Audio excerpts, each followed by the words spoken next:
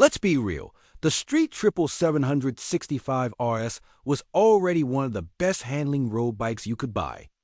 Didn't matter if you were comparing it to sports nakeds or full-blown race reps, it was just that good. So what does Triumph do?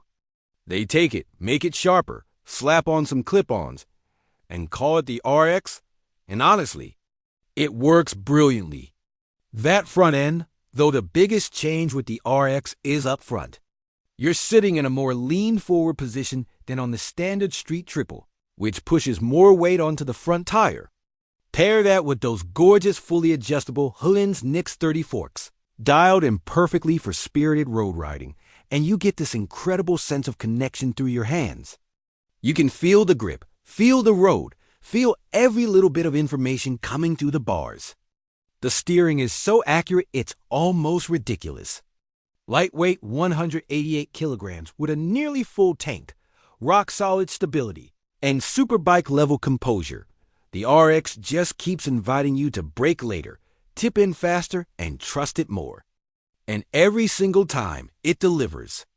Compared to the already sublime RS, the RX has even more feel and crisper turn-in. It genuinely loves corners and rails through them completely unfazed no matter how hard you push. It's the kind of bike that makes you a better rider just by riding it. The engine, still brilliant. The triple engine in the RX carries the same 128 bhp tune as the RS. And that's absolutely fine, because that engine is a gem. Power builds smoothly and progressively. And then when you're near the top of the rev range, it just erupts. There's this deep, dramatic airbox intake noise mixed with a rasping three-cylinder soundtrack that never gets old. The quick shifter, up and down, is slick and effortless.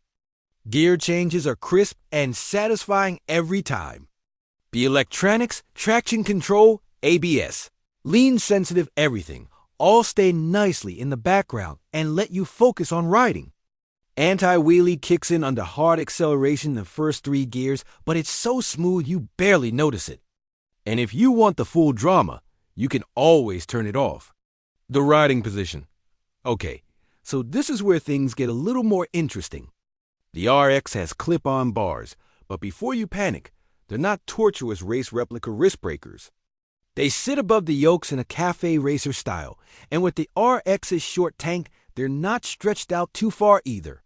It's nowhere near as punishing as something like the Yamaha XSR 900GP or Triumph's own Speed Triple. 120 OR, seat-to-peg dimensions are actually fairly roomy despite the compact dimensions, so taller riders won't be too cramped. That said, compared to the regular Street Triple RS, the RX is slightly less practical as an everyday all-rounder. The sportier position is the trade-off for that sharper handling, and most buyers in this market will happily make that deal. The one thing you can't escape, though? Wind blasts. There's zero protection, and at higher speeds, it gets tiring. Which leads to the obvious question, why on earth hasn't Triumph just put a fairing on this thing? The RX is literally begging for one.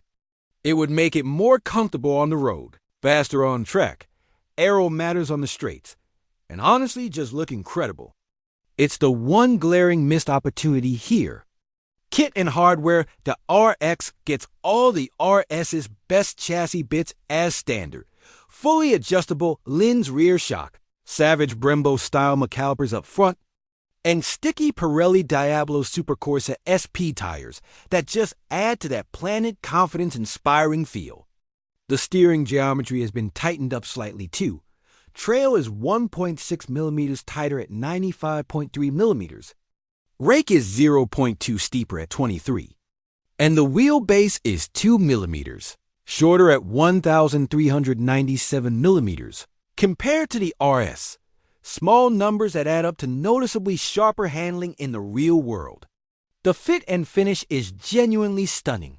The milled aluminum top yoke gives the whole front end an exotic, premium feel, and attention to detail across the bike is excellent. You get a color dash with connectivity, and the Street Triple's long track record of reliability means buying with confidence is easy.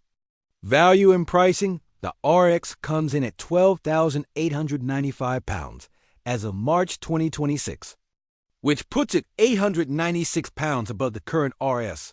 For that premium, you're getting Öhlins forks, the clip-on setup, sharper geometry, that milled yoke, and a few extra styling touches.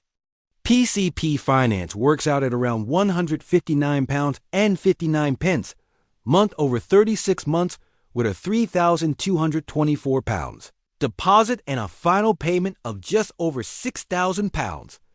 It's not cheap, but for what you get, it's genuinely good value. The only minor frustration is that at nearly 13 grand, cruise control 315 pounds and heated grips 245 pounds are still paid extras, a small gripe on an otherwise premium package. The RX comes in a single color gray and red, as a nod to the original 2015 RX. If you want more carbon and a flashier black and yellow paint job, there's also a Moto 2 edition at 14,495 pounds with the same engine and chassis spec underneath. The verdict, the Street 765 RX, is only going to be on sale for 2026. And with the 765R discontinued and the RS now 3 years old, this very well might be the last we see of this generation of Street Triple. If that's the case, what an exit! It's sharper than the RS, more exciting to hustle down a favorite road, and built with an attention to detail that makes you feel special every time you throw a leg over it. Is it perfect? Almost. The lack of wind protection is annoying, and it's slightly less practical than the RS for daily use. But if you love corners and you want the most focused, exciting, razor-sharp version of one of the world's great motorcycles, the RX is it.